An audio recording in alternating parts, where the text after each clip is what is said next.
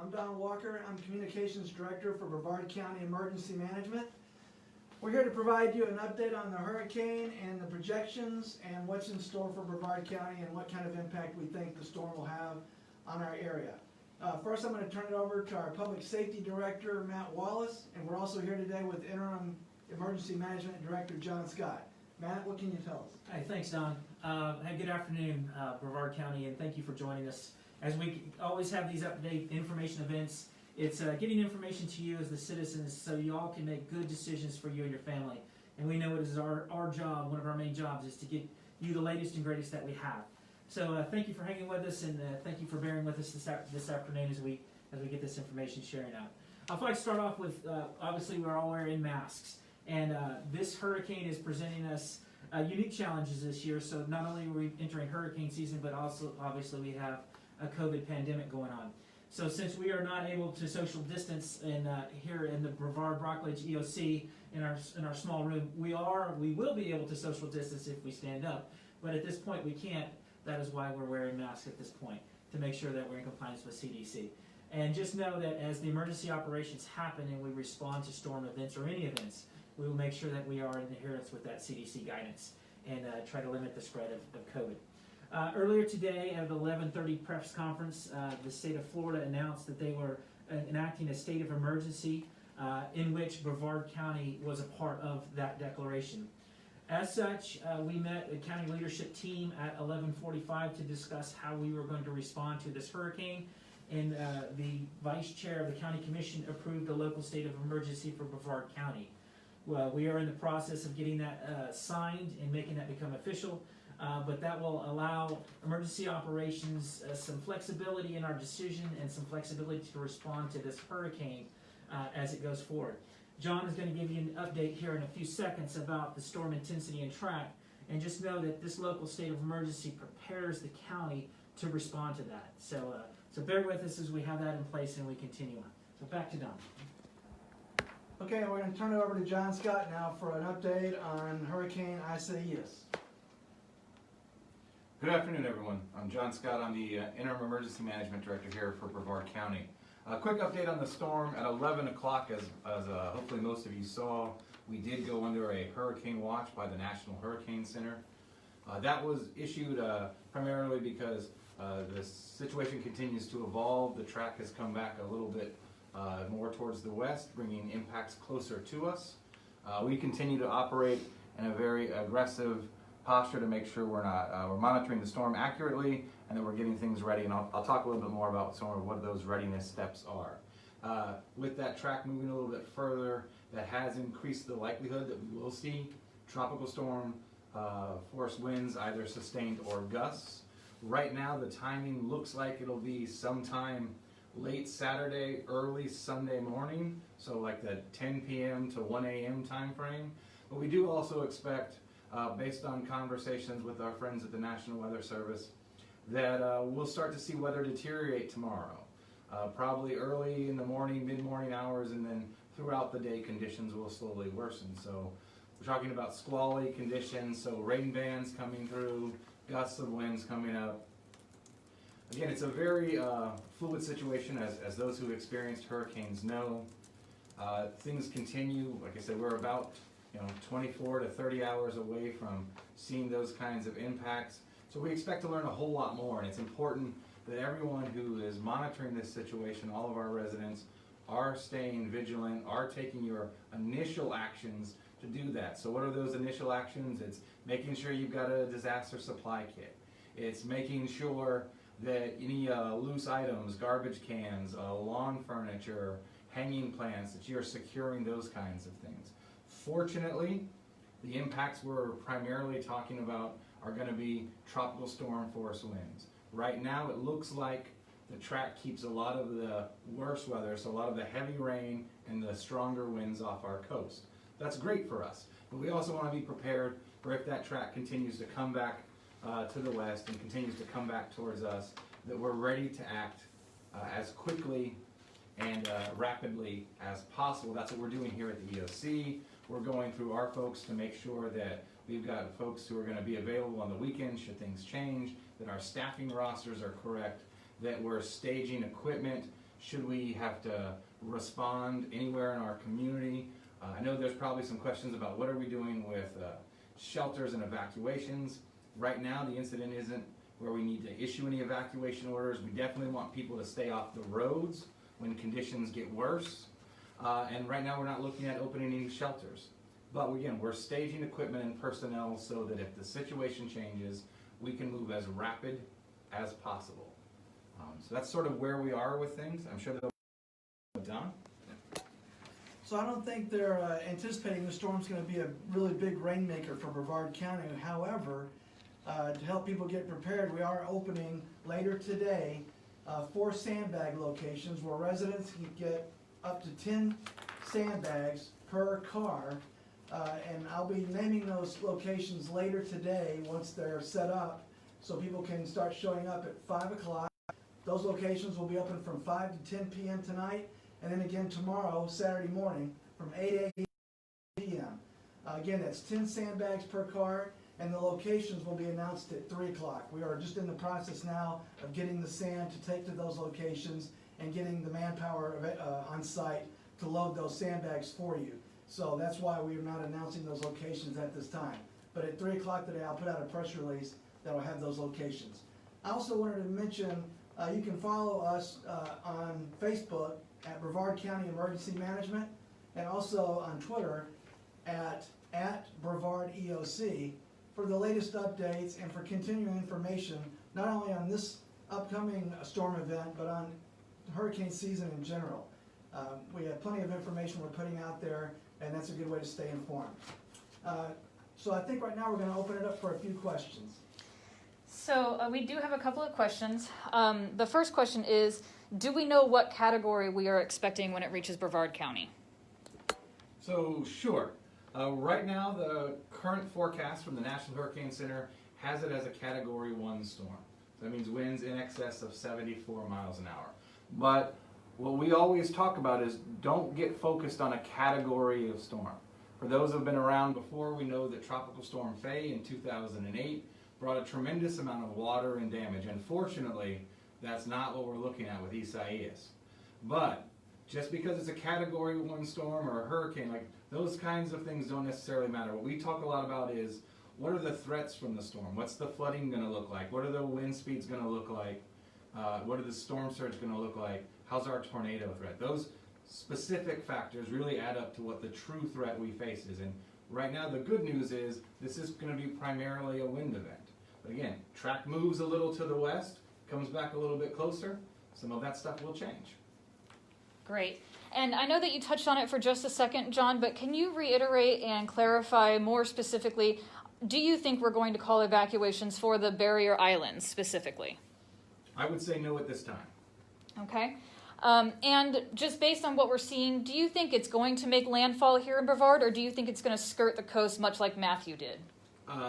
That's a tough one to project because we're talking, right now they're talking the center of the storm being, as close as 15 miles offshore. We've got a solid 24 hours for the storm to do what storms do, so I don't want to speculate on that. What I will say is landfall for us won't change a ton of the impacts. Yes, we'll see wind speeds get a little higher. Yes, we'll see a little bit more rain, but really focus on the impacts of the storm and less on the track.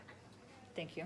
And Don, I do have a question for you. It seems like the audio might have skipped just a little bit on the live. Could you go over the hours for the sandbagging operation again? Sure. So we're going to have sandbag operations in 4 locations throughout the county, and those operations will begin today at 5 p.m. and go until 10 p.m., and then we'll do it again on Saturday from 8 a.m. to 3 p.m.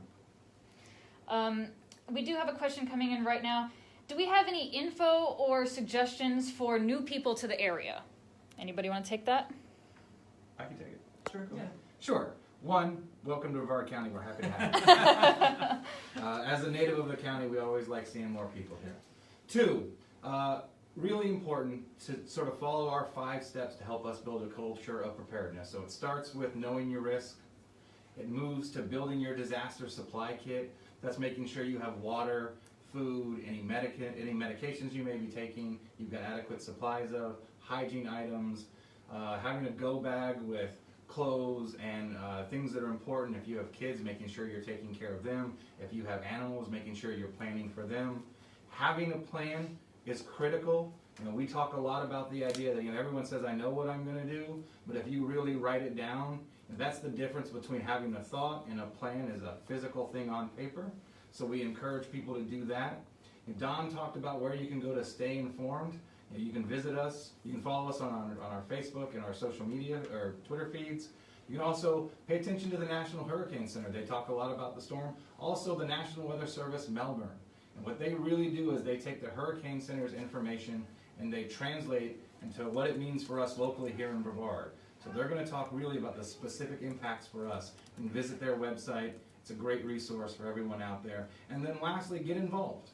We want folks to not only be engaged in what's happening to them for the storm, but talk to your neighbors. If you have a church group or a community group, a lot of those people get involved when it comes to post-storm recovery, and they're critical to helping us respond and get back to that sense of normalcy post-storm. So there's a lot out there. You can come to our website, which is ianbrevard.com. We walk through all of those kinds of things. There are a lot of resources.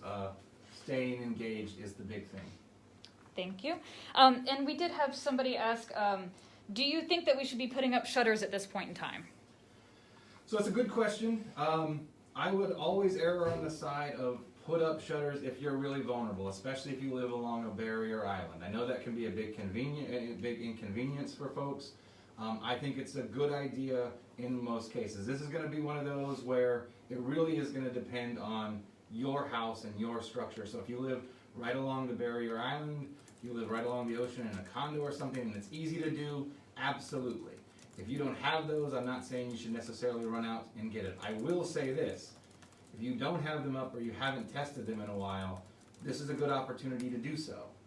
If you're someone who needs to get plywood and stuff like that, and maybe you don't get it up in time for this storm, this is an excellent reminder of why you need to have it on hand. Okay, perfect.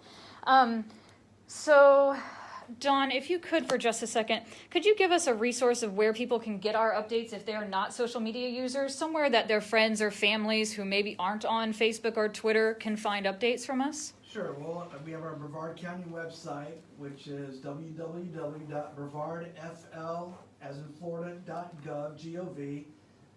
We also post these videos on YouTube, so this will be available later. If you look up Brevard County Emergency Management, this video will be there. And again, we have social media, and we also have phone alerts for emergencies. So if you text Brevard EOC to 888-777, you'll get any emergency alerts that we put out.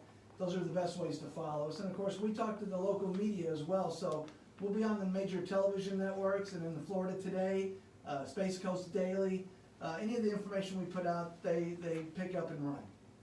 Okay, great. Also, can you, we talked a little bit about what new people to the area, new residents to the area could do. What about visitors who are staying here for the time? What kind of things can they expect during this storm? Yeah, so John mentioned, staying off the roads is a good idea. I mean, it's a good time to hunker down. You don't want to be out in the elements. You don't want to go out to the beach and watch the hurricane. Those are all unsafe things to do. Your best bet is just to, stay in place.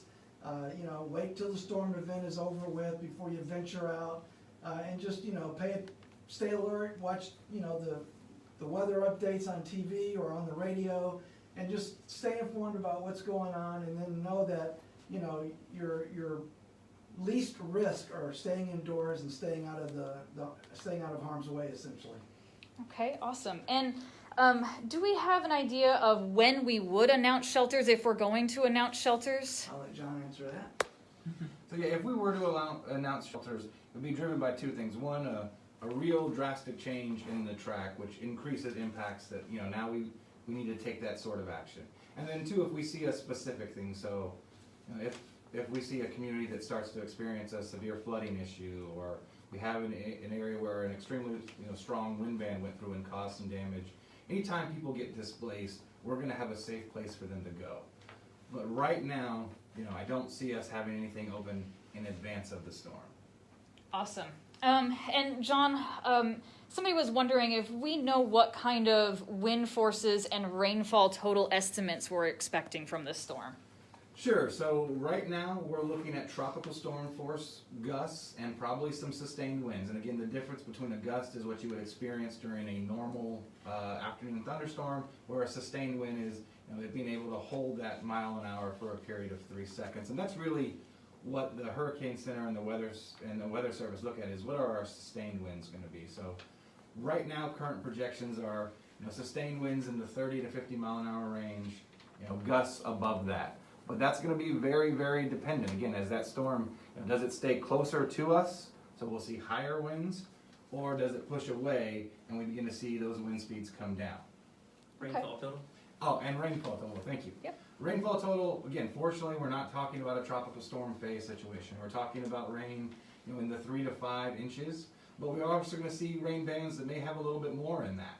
So you may get a pocket of, 5 to 6 inches, maybe a little bit above that. So that'll come through in a fairly squally pattern, but we're not talking about huge numbers of rainfall, fortunately. And for those who don't live near the coast or in a flood zone, what kind of impacts can they expect? It's going to be a breezy day. Obviously, it's going to be rain. Again, if you happen to be somewhere where an isolated pocket of rain sets up and puts a lot of rain there, you might see flooding on your roadways, you might see flooding in your yards. Hopefully you don't experience it in your house. That's the big one. And it's going to be breezy. So even if you're away from the coast, again, like we talked about, anything that could become a projectile, trash cans, lawn furniture, hanging plants, all those kinds of things, it'd be good to secure them. Okay, and would anybody like to clarify what is a hurricane or a tropical storm watch versus a warning? Okay, I'll take that too. Okay. There you go. So a watch means, like a hurricane is, hurricane conditions are possible in your area. Warning means they are likely. So like, if you think about it like this, if you're baking a cake and you put all your ingredients in front of you, you've got a cake watch. Once you put it in the oven and the cake comes out, now you've got a cake warning. All right, awesome. All right, and we're going to bring it back to Dawn. As of right now, I don't really have any further questions, so I think this is good for us for Facebook. Anything else that you'd like to talk about, Dawn? I would anticipate as this storm develops and heads toward our area, we'll do another Facebook Live event at some point within the next 24, 48 hours. So again, just pay attention to the news and keep your eyes and ears peeled to the storm and keep yourself and your family safe. Thank you.